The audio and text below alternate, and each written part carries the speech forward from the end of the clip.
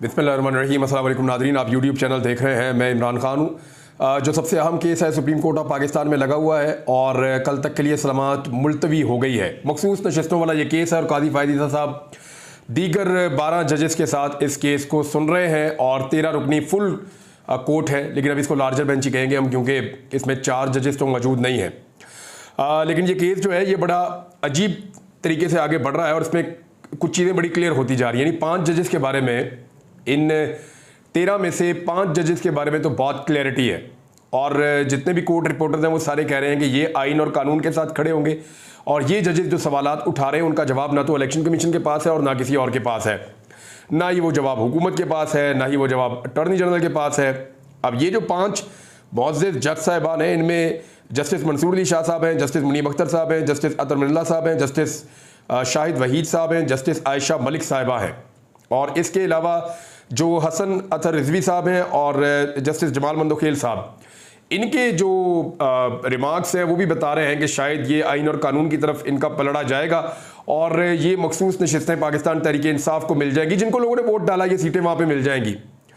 लेकिन जो बाकी जज साहिबान हैं, खासतौर पे कादी फ़ायद ईसा साहब, उनके बारे में बार बार उंगली उठाई जा रही है। जितने भी कोर्ट रिपोर्टर्स हैं वो बाहर निकलते हैं, वीलॉग करते हैं, हंस रहे होते हैं। जो लोग भी रिपोर्ट कर रहे हैं वो बहुत परेशान है या वो मजाक उड़ा रहे हैं सारी सूरत हाल का कि कादी फ़ायद ईसा साहब ने, ऐसा लगता है कि ये केस इलेक्शन कमीशन को नहीं लड़ना पड़ रहा, ये केस किसी और को नहीं लड़ना पड़ रहा, बल्कि ये केस कादी फ़ायद ईसा साहब और चंद मुअज़्ज़ज़ जज साहिबान लड़ रहे हैं कि ये नशिस्तें कुछ भी करके पीडीएम की जमातों को दे दी जाएं ताकि उनके पास 2/3 अक्सरियत आ जाए और अगर वो 2/3 अक्सरियत ले जाएंगे तो वो मुल्क में आइन में तरमीम करने का इख्तियार उनके पास आ जाएगा। फिर आइन में तरमीम करके वो क्या क्या इस मुल्क के साथ खिलवाड़ करेंगे, इसका अंदाजा आप इस बात से लगा सकते हैं कि वजीर कानून खुद कह चुके हैं कि कादी फ़ायद ईसा साहब को, यानी जिनके दौर में तारीख की बदतरीन फस्तायत हुई है इस मुल्क में, जिनके दौर में बदतरीन जबरी गुमशुदगियां हुई हैं और उन्होंने कभी आवाज़ नहीं उठाई, वो कादी फ़ायद ईसा साहब जिनके दौर का इलेक्शन तारीख का स्याह-तरीन इलेक्शन है, वो कादी फ़ायद ईसा साहब जिनके दौर के अंदर सियासी जमात के ऊपर जुल्म और सितम के पहाड़ तोड़े गए हैं और बेशुमार चीज़ें हुई हैं। जजेस ने खत लिख लिख कर बताया कि हमारे साथ ज्यादती हो रही है, जजेस ने बताया कि हमारे ऊपर दबाव डाला जा रहा है। वो कादी फ़ायद ईसा, उनको एक्सटेंशन भी मिल सकती है, यानी अगर ये 2/3 अक्सरियत मिल जाती है तो वज़ीर कानून ने ये बात की है, मैं नहीं कह रहा। बहरहाल इसके अंदर कुछ चीज़ें ऐसी हैं जो सारा दिन रिपोर्ट होती रही, वो चीज़ें मैं आपके सामने रखूंगा। लेकिन खबर यह है कि कादी फ़ायद ईसा साहब कह रहे हैं कि साबित करें इलेक्शन कमीशन ने गैर आईनी इक़दाम किया, हम उड़ा देंगे। ये चीफ जस्टिस ने कहा है।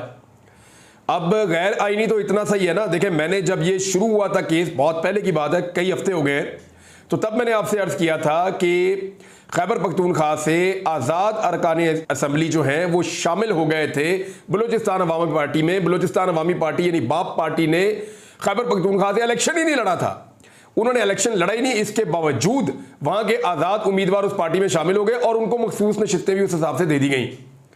अब ये एक प्रेसिडेंट मौजूद थी जो इलेक्शन कमीशन ऑफ पाकिस्तान को अब इसके ऊपर देखना था, क्योंकि इलेक्शन कमीशन ने खुद ऐसा किया है।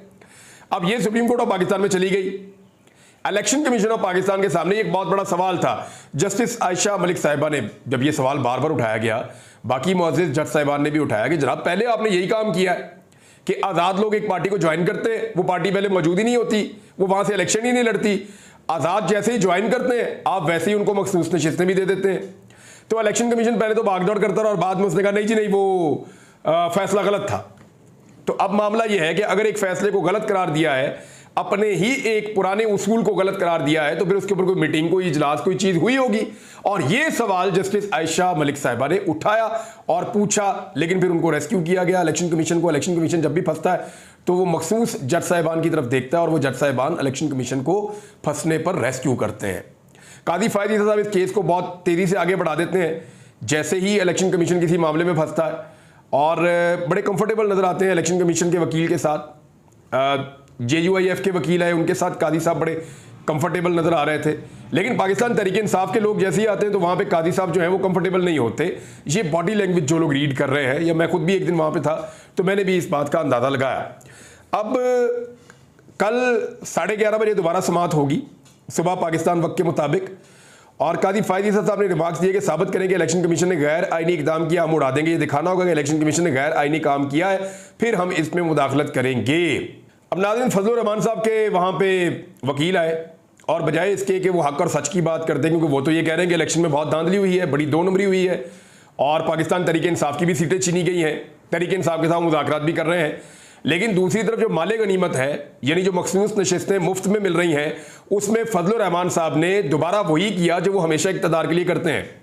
मैंने आपको कई मरतबा कहा कि फजलुर रहमान साहब स्टेटस को के साथ बड़े कंफर्टेबल रहते हैं, वो हमेशा स्टेटस को का हिस्सा रहेंगे। उन्हें जब भी कोई सियासी फायदा मिलेगा वो फौरी तौर पर सियासी फायदा ले लेंगे। सियासी हलवे में फजलुर रहमान साहब ने कभी अपना हिस्सा छोड़ा नहीं है। तो अब मामला यह है कि फजलुर रहमान साहब को जैसे ही ये मखसूस नशिस्तों वाला मामला आता है तो वो फौरन जाके इलेक्शन कमीशन ऑफ पाकिस्तान के साथ खड़े हो गए। पहले तो थोड़ी हिचकिचाहट थी, लेकिन फजलुर रहमान साहब के वकील ने कहा जी हम अडॉप्ट करते हैं, हम ओन करते हैं जो भी इलेक्शन कमीशन ऑफ पाकिस्तान का वकील दलाइल दे रहा है। लिहाजा फजलुर रहमान साहब चाहते हैं कि पाकिस्तान तहरीक इंसाफ उनकी जो मखसूस नशिस्तें जो तहरीक इंसाफ को मिलनी चाहिए, वोट उनको पड़े थे, वो फजलुर रहमान साहब को मिल जाए। यानी माले गनीमत में हिस्सा भी चाहते हैं और साथ में इलेक्शन को गलत भी कह रहे हैं और कह रहे हैं जी नया इलेक्शन कराओ पाकिस्तान में। तो ये एक धोखाधड़ी है, एक दो नंबरी है। मुझे ऐसा लगता है कि फजलुर रहमान साहब जो है वो हुकूमती जमातों की जानिब से पाकिस्तान तहरीक इंसाफ को अंगेज करने के लिए एक टूल के तौर पे काम कर रहे हैं। दूसरी जानिब पाकिस्तान तहरीक इंसाफ फजलुर रहमान साहब को इसलिए अंगेज कर रही है कि वो इस वक्त चाहते हैं कि कहीं ना कहीं फजलुर रहमान साहब जो है उनका सियासी फायदा वो उठा ले। तो दोनों तरफ अपना अपना सियासी फायदा देख रहे हैं। ये किसी किस्म का नेचुरल अलायंस नहीं है। फजलुर रहमान साहब हमेशा वो इक़्तिदार की तरफ नहीं जाएंगे, हमेशा इक़्तिदार की तरफ जाएंगे जैसे वो हमेशा चाहते थे। आज अगर फजलुर रहमान साहब के लोग आकर अदालत में ये कहते कि जनाब हमारा हक ही नहीं है इन सीटों के ऊपर, क्योंकि हम इलेक्शन हारे हैं तो हमें ये सीटें कैसे मिल सकती हैं, तो उनका कद बहुत बढ़ जाता और सब ये कहते कि फजलुर रहमान साहब आपने कमाल कर दिया।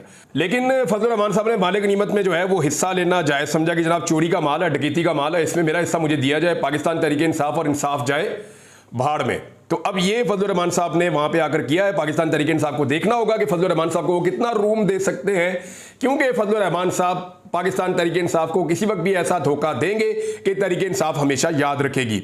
एक और चीज देखें, कादी फायद ईसा साहब का ये मामला बार बार सब इस पे बात कर रहे हैं कि जनाब आपको क्या जरूरत थी बल्ले का निशान छीनने की। तो कादी साहब के बकौल बल्ले का निशान नहीं, इंट्रा पार्टी इलेक्शन का मामला था। तो इतनी जल्दी क्या थी? यानी इलेक्शन कमीशन ऑफ पाकिस्तान ने तहरीक इंसाफ से बल्ले का निशान ले लिया। पेशावर हाई कोर्ट ने बाद में फैसला दिया नहीं जी नहीं, वो बल्ले का निशान बनता ही नहीं आपका लेना, इन्हें इनका निशान वापस करें, वापस हो गया। और फिर कादी फायद ईसा साहब ने 56,000 केसेस में से इस केस को सुनना जो है वो जरूरी समझा। 56,000 केसेस पेंडिंग पड़े हुए थे सुप्रीम कोर्ट ऑफ पाकिस्तान में, लेकिन कादी साहब ने ये वाला केस जानबूझकर सुना और लगातार दिन रात अदालत लगाकर इसका फैसला दिया और पाकिस्तान तहरीक इंसाफ से बल्ला छीन लिया। अब तहरीक इंसाफ का मौक़िफ़ जो है बैरिस्टर गौर साहब ने दिया। वो ये कहते हैं कि जी 4 बजे शाम को इलेक्शन कमीशन कुछ और कर रहा था और फैसला आ रहा था रात 11 बजे। यानी हमें 4 बजे आज़ाद डिक्लेयर किया जा रहा था, हमें 4 बजे जो है वो पाकिस्तान तहरीक इंसाफ का निशान वापस लिया जा रहा था इलेक्शन कमीशन की जानिब से, और कादी फायद ईसा साहब जो है वो रात 11 बजे इसका फैसला सुना रहे थे। और कुछ लोग तो ये भी कह रहे हैं कि जो बल्ले का निशान है वो बैलेट पेपर पे कभी छापा ही नहीं गया और ये पहले से तैयारी कर ली गई थी कि किसी भी बैलेट पेपर के ऊपर बल्ले का निशान होगा ही नहीं, और ये तय हो चुका था। और कादी फायद ईसा साहब ने इस मामले को उस फैसले के जरिए से अमली जामा पहना दिया।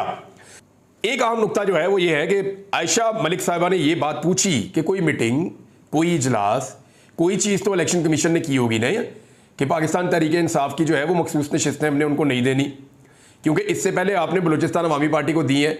अगर उस वक्त आपने गलत किया तो कोई मीटिंग करने के बाद आपने उसको कैंसिल किया होगा ना अपने फैसले को, तो उसका भी कोई जवाब इलेक्शन कमीशन नहीं दे सका।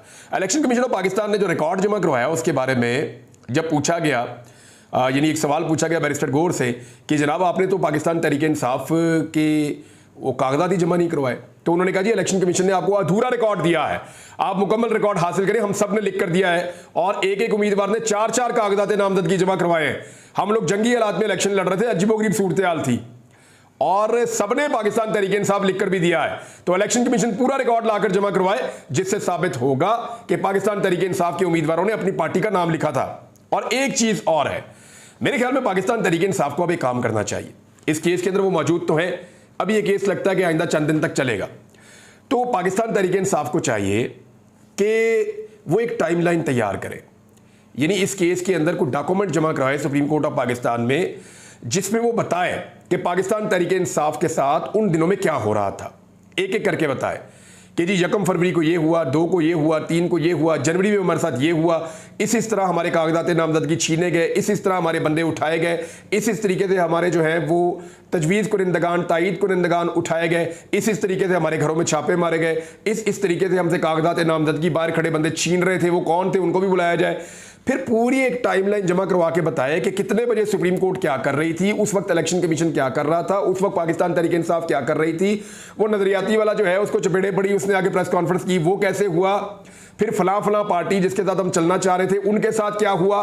तो ये सारी चीजें एक टाइमलाइन लिख कर कि जनाब ये हम आपको 2 महीने का पूरा रिकॉर्ड दे रहे हैं कि इस दिन हमारे साथ ये सब कुछ हुआ है, और वो पूरा record supreme court of Pakistan को दे दें ताकि जजेस उसको पढ़ने के बाद अंदाजा लगाएं कि ये इलेक्शन पाकिस्तान तहरीक इंसाफ ने या सुन्नी इत्तेहाद काउंसिल ने कोई नॉर्मल हालात में नहीं लड़े, ये जंगी हालात में इलेक्शन हुआ, बड़े खौफनाक हालात में। तो उसके मुताबिक फिर वो फैसला कर पाएंगे कि एक्चुअली तहरीक इंसाफ के साथ क्या हो रहा था और ये प्लान किस तरह बना था और कैसे एक पार्टी को इलेक्शन से बाहर रखा गया। सवाल बार बार उठाया गया कि कादी फायद ईसा के फैसले की गलत तशरीह की वजह से एक बड़ी पॉलिटिकल पार्टी को इलेक्शन से ही बाहर कर दिया गया, और एक बड़ी पॉलिटिकल पार्टी को अगर इलेक्शन से बाहर कर दिया गया तो फिर पाकिस्तान के इलेक्शन की वक्त ही खत्म हो जाती है। यानी कादी साहब का एक फैसला और उसकी गलत तशरीह, इन 2 चीजों ने मिलकर पाकिस्तान के अरबों रुपए से होने वाले इलेक्शंस का बेड़ा गर्क करके रख दिया, पूरा इलेक्शन उड़ा कर रख दिया। कादी फायद ईसा साहब ने एक मामले पर यह कहा कि पीटीआई ने इंट्रा पार्टी इलेक्शन नहीं करवाए, तो इस पर जो है वो फिर मुनीब अख्तर साहब ने जवाब दिया, बल्कि उनको ये कहना पड़ गया कि इलेक्शन तो करवाए थे और इलेक्शन कमीशन ने नहीं माने। फिर पेशावर हाई कोर्ट ने इलेक्शन कमीशन के खिलाफ फैसला दिया, फिर इलेक्शन कमीशन आपके पास आ गया और सुप्रीम कोर्ट ने इलेक्शन कमीशन के हक में फैसला दे दिया।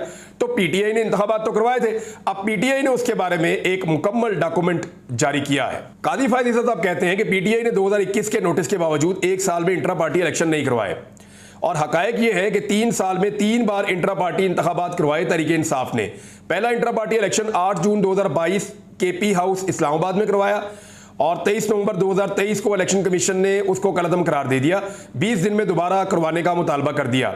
दूसरा इंट्रा पार्टी इलेक्शन 2 दिसंबर 2023 को पेशावर में करवाया, 22 दिसंबर 2023 को इलेक्शन कमीशन का इलेक्शन का सर्टिफिकेट मानने से उन्होंने इनकार कर दिया। तीसरा इंट्रा पार्टी इलेक्शन 3 मार्च 2024 को मुल्क के तमाम सूबाई सेक्रेटेरिएट्स में करवाया गया।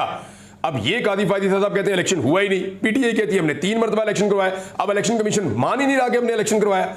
तो इलेक्शन कमीशन को एक्चुअली किसी और पॉलिटिकल पार्टी से प्रॉब्लम नहीं है, उनको जो प्रॉब्लम है वो सिर्फ पाकिस्तान तहरीक इंसाफ से है। इसमें जस्टिस अतर मिनुल्लाह साहब ने कहा कि तकरीबन पाकिस्तान में 172 सियासी जमातें हैं, सिर्फ पाकिस्तान तहरीक इंसाफ के इंट्रा पार्टी इलेक्शन पर बार बार एतराज करना मुनासिब नहीं। 28 मई को Nawaz Sharif intra party election बिला मुकाबला सदर बने, कोई एतराज किसी ने किया ही नहीं। तो सच कड़वा होता है, ये अतर मिनुल्लाह साहब ने कहा है। अब नाज़रीन एक और बड़ी खबर है जिस पे हमने पिछले दिनों भी बात की थी, और वो खबर है पाकिस्तान तहरीक इंसाफ में नए लोगों की ज्वाइनिंग के हवाले से। तो इसमें इमरान खान साहब ने एक छक्का लगाया है, और जितने लोग रफड़ डाल रहे थे ना, इधर से शोर, इधर से रफड़, इधर से कोई आ गया जी मुझे पार्टी के अंदर ले लो, मैं पार्टी का हिस्सा हूं, ये फारिग हैं, जो लोग बैठे हैं उनके बाद इमरान खान को बाहर निकालने का कोई प्लान नहीं है। कुछ लोग ये कह रहे हैं, कुछ लोग कुछ कह रहे हैं, जो अंदर बैठे हैं वो कह रहे हैं जी बाहर वाले चूहे हैं, भगौड़े हैं, उनको हम वापस नहीं लेंगे। तो इमरान खान साहब ने उसका एक सोल्यूशन निकाल दिया है। वो सोल्यूशन क्या है ये मैं आपको भी बता देता हूं, लेकिन एक चीज और आपको मैं बताऊं कि मखसूस नशिस्तें अगर पाकिस्तान तहरीक इंसाफ को मिल गई तो तहरीक इंसाफ में एक नई जंग शुरू हो जाएगी।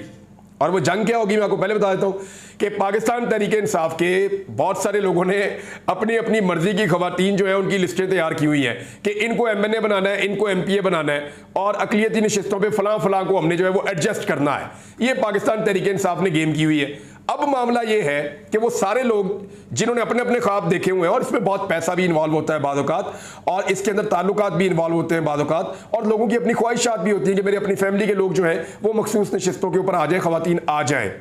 तो सबकी अपनी अपनी है। तो आने वाले दिनों में आप लड़ाइयाँ देखेंगे पाकिस्तान तहरीक इंसाफ में, अगर मखसूस नशिस्तों का फैसला इस फुल कोर्ट के नतीजे में पाकिस्तान तहरीक इंसाफ के हक में आ गया। तो अब इसमें इमरान खान साहब ने जो फैसला किया वो क्या है, उन्होंने कहा जी इमरान खान साहब ने पार्टी छोड़ने वाले रहनुमाओं की वापसी रोक दी है, सिरे से ही रोक दी, कोई वापस नहीं आ रहा।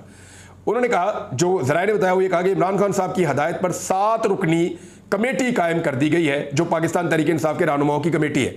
अब ये जो 7 रुकनी कमेटी है, ये बंदे इमरान खान साहब ने बड़े सोच समझ के ठीक बंदे डाले हैं।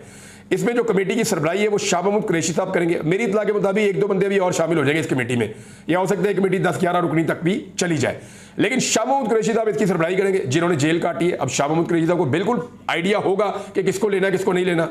इसमें असद कैसर साहब होंगे, हामिद खान साहब होंगे, शहरियार आफरीदी साहब होंगे, बैरिस्टर गौर साहब होंगे और शिबली फराज साहब इसके अंदर शामिल होंगे। अभी मुझे लगता है 2-4 लोग इसके अंदर और आ जाएंगे इस कमेटी में, और पीटीआई छोड़ने वाले रहनुमाओं की तादाद 220 के करीब है जिन्होंने पाकिस्तान तहरीक इंसाफ को छोड़ा था। शानदाना गुलजार जो है वो खवातीन के केसेस और पार्टी छोड़ने की वजूहात पर रिपोर्ट जमा करवाएंगी। अच्छा, अब ये कमेटी और शानदाना गुलजार और ये सारे लोग जब मिलेंगे, मिलने के बाद ये एक रिपोर्ट बनाएंगे और वो जमा कराएंगे इमरान खान साहब को, और फिर इमरान खान साहब फैसला करेंगे इनमें से किसको वापस लेना और किसको नहीं लेना। यानी 7 रुकनी कमेटी पहले स्क्रूटनी कर लेगी और वो बंदे इमरान खान साहब तक पहुंचाए जाएंगे, जनाब ये बंदे तो हमने कर दिए फारग, अब ये वाले बंदे इनमें से खान साहब जिनको लेना बता दें, तो इमरान खान साहब उसमें से फिर फाइनल करेंगे, जनाब ये बंदे हम ले रहे हैं और ये बंदे हम नहीं ले रहे। खवातीन के हवाले से शानदाना गुलजार जो हैं वो इस फैसले के अंदर रहेंगी, और ये जो वापसी का फैसला है ये इमरान खान साहब की रिहाई से पहले नहीं होगा।